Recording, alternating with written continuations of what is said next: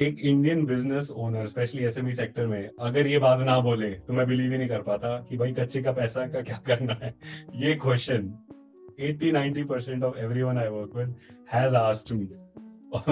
And आज नहीं तो कल मतलब एवरीवन गोज थ्रू दिस। अब क्वेश्चन इज इसका करना क्या है, क्योंकि कच्चे का पैसा दो तरह से जनरेट होता है, एक रादर तीन तरह से। हमने प्रॉपर्टी सेल कर दी तो कच्चे का पैसा आ गया, हमने कोई ऐसा बिजनेस में इनकम ले ली जिसपे हमें उसको डिक्लेयर नहीं करना तो कच्चे का पैसा आ गया, या हमने बिजनेस में इनकम क्रिएट कर लिया, अब टैक्स ज्यादा बन रहा है तो हमने कोई ऐसा खर्चा डाल दिया उससे कैश खड़ा हो गया।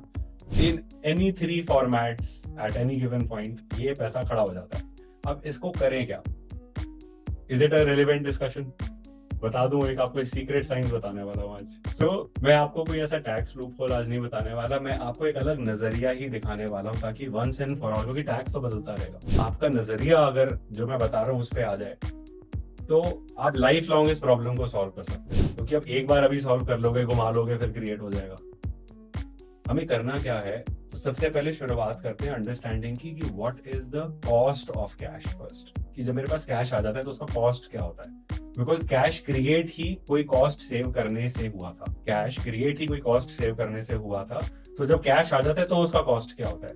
सो सबसे पहले तो इन्फ्लेशन लेके चलते हैं। इन्फ्लेशन आरबीआई कह रहा है 5-6% है, आप मैं जानते हैं 10% से नीचे नहीं है, क्योंकि जहां पे हम अपना पैसा खर्च रहे हैं लाइफस्टाइल में, ऑब्वियसली 10% से ज्यादा ग्रो कर रहे हैं। आईफोन 30,000 का था, 2 लाख पे आ गया। इनोवा 10 लाख की आती थी, 30 की हो गई। हमारा जो खर्चा आज लाइफस्टाइल में, आज बाहर खाना खाने जाते हैं 2-3 हजार रुपए तो ऐसे ही दे देते हैं। What I am trying to say is कि जो चीजें जहां पे हमारा एक्चुअली ज्यादा पैसा जा रहा है उस पे जो इंक्रीमेंटल हो रहा है, इन्फ्लेशन हो रहा है, वो तो वे मोर देन 10% है। तो अगर मैं रियलिस्टिकली देखूं तो 10% तो मेरा इन्फ्लेशन में ही, अगर मैं यहीं पे कर लूं तो 10% तो यहीं खत्म हो गया। एंड सेकेंड एक सबकॉन्शियस चीज है, ये आप रियलाइज करेंगे as you go along, or maybe you will already know it. Some of you will know it now, some of you will eventually know it, or some of you will know it once I tell you कि आपका purchasing power हमेशा diminished होता है जब आप cash में करते हो, अगर आपके पास ऑलरेडी कैश पड़ा है तो। व्हेन आई से by purchase power I mean कि आप खर्चे में और लिबरल हो जाते हो, आप नेगोशिएशन में और वीक हो जाते हो, because inherently in your mind your subconscious is saying भाई कैश बहुत ज्यादा है, खत्म करना। So you become more willing to spend more money on things you might not even be needing, or on things that you will overspend on, or on things that you can negotiate on but you will not do it fully, because subconsciously the mind is talking cash ज़्यादा है। तो जब आप वो करते हो, at the least मैं कह रहा हूँ आपका कम से कम 5% का, कम से कम 5% का आपका परचेज पावर कम होता है। मुझे लगता है 10%, मैं कंजर्वेटिवली कह रहा हूँ 5%। तो इफेक्टिवली आपका कैश में होना मतलब 15% से पैसा कम करना, ये एक बेस रियलिटी है। ठीक है, अब अगर मैं 15% लूज करूंगा कैश, आइडल कैश में रह के, तो माइंड क्या बोलता है, ऐसा करते हैं इसको लेंड कर देते हैं। तो मैंने ना एक ऐसा मैट्रिक बनाया, आपने कभी सुना देखा ही नहीं होगा, आज आपको दिखा देता हूं। ये है कैश लेंडिंग का रियल रिटर्न का मैट्रिक। मतलब अगर मैं 12% पे किसी को पैसा देता हूं तो 90% प्रोबेबिलिटी है कि वो डिफॉल्ट नहीं करेगा और मेरा पैसा मुझे वापस आ जाएगा। तो मेरा रियल रेट ऑफ रिटर्न 10.8% है। अगर मैं 15% पे किसी को कैश देता हूं तो 80% प्रोबेबल है, तो उससे 12% का रियल रिटर्न है। 18 पे 70% है तो 12.5 है। 24 पे 60% है तो 14.4 है। 36 पे 40% प्रोबेबिलिटी पैसा वापस आएगा। तो भी तो 24 और 36 में कोई खास फर्क नहीं है, क्योंकि आपकी प्रोबेबिलिटी इतनी खराब हो जाती है to actually get the money back that you've given। तो अगर आप पूरे का एवरेज भी कर लो तो real rate of return on cash lending will never be more than 12.84%।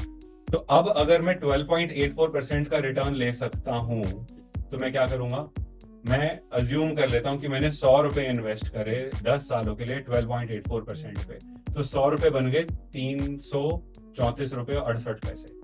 So let's say 335 rupees is what I create out of this 100 rupees if I lend it, और cash lending अगर मैं कर रहा हूं तो। At the same time, if I today choose कि मैं इस पे 30% टैक्स दे देता हूं, ठीक है, तो मैं अज्यूम कर रहा हूं, मैं आपको दिखाता हूं यहाँ पे दोबारा। I am assuming I pay 30% tax और मैं इसको व्हाइट में कन्वर्ट कर लेता हूँ। ठीक है, तो मेरे पास अब 100 रुपए नहीं बचा, मेरे पास 70 रुपए बचे, because I have paid that 30 rupees in tax. तो मैंने फुल इनकम टैक्स दे दिया। अब मैं इसको 18% से ग्रो करता हूँ बिकॉज मैं I have learned how to invest smartly for long term. तो if I am able to grow this money at 18%, if I know that science, वो 70 रुपए से मैं 367 रुपए कमा रहा हूँ, which is more than the 335 rupees I had created in the first case by lending at 12.84. So the ingredients is all I need to do is learn how to smartly invest money, because it is better to pay the taxes now. It is better to pay these taxes now rather than मैं और ज़्यादा pen को create करूं. जो आज थोड़ा pen है कल अनमैनेजेबल हो जाएगा, क्योंकि इनकम टैक्स डिपार्टमेंट कैश वालों को नहीं छोड़ने वाला. हर चीज पे टीडीएस अब कटता है. फॉरेन ट्रिप्स पे जाते हो आपके पैन कार्ड भी ट्रैक होते हैं, आपकी सोशल मीडिया प्रोफाइल तक ट्रैक होती है. Anything you want to do now आप कैश पे नहीं कर पाओगे. सर्कल रेट्स बढ़ते जा रहे हैं, रियल एस्टेट में भी कैश का कंपोनेंट धीरे धीरे कम हो रहा है, टैक्स बढ़ता जा रहा है. तो effectively India is becoming more, और जिस स्पीड से इंडिया में डिजिटलाइजेशन हो रहा है, cash will not have its presence in the future as much as it is today. ये तो फैक्ट ही है. तो हमें इस पूरे इक्वेशन में बेटर है कि मैं आज टैक्स दे दूं और इसको स्मार्टली आउटग्रो कर लूं, रादर देन मैं अपने कैश को ग्रो और करूं और उस पेन को बाद में और बढ़ाऊं.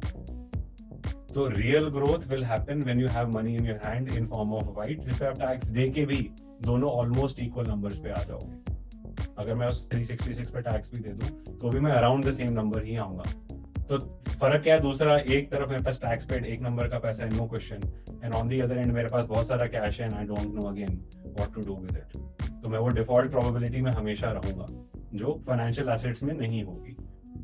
सो हमें, like I said, if you want to create money in the mind so that you can create it in reality and change your financial destiny, so we need to use the right science also, how to create it in the mind. This is one more step in that direction.